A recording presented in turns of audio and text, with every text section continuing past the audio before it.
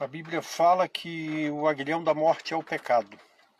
Então São Paulo nos dá uma demonstração ali que o pecado natural, o pecado original, ele fala que o aguilhão da morte é o pecado. Aguilhão nos lembra de escorpião. Escorpião ataca com a natureza dele, o ferrão dele, o aguilhão dele é no rabo, né?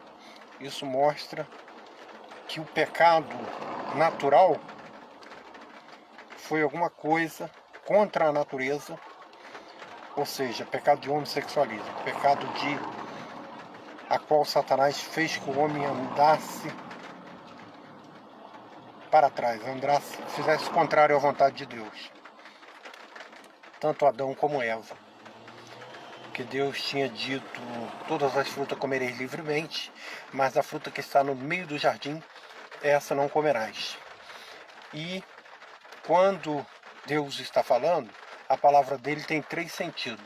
Espiritualmente ele está falando da palavra de Deus, para dar ouvido só na palavra de Deus, não no diabo.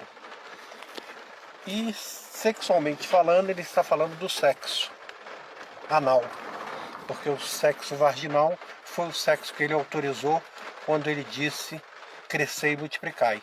E geograficamente ele está falando do Éden, onde estava a fruta no jardim do Éden, que tudo indica ser lá no Iraque, onde era o jardim do Éden, onde está o rio Tigre e o rio Eufrates.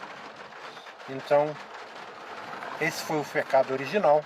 Eles fizeram o contrário à natureza, porque Deus, quando fala, ele fala como uma comparação e uma parábola, né? Que ele fala, abrirei a minha boca em parábola. Então ele estava falando, sim, do jardim, mas da intimidade sexual, porque o homem é uma árvore. Quando Jesus curou aquele cego, o homem disse, eu vejo os homens como árvore. Então esse foi o pecado original.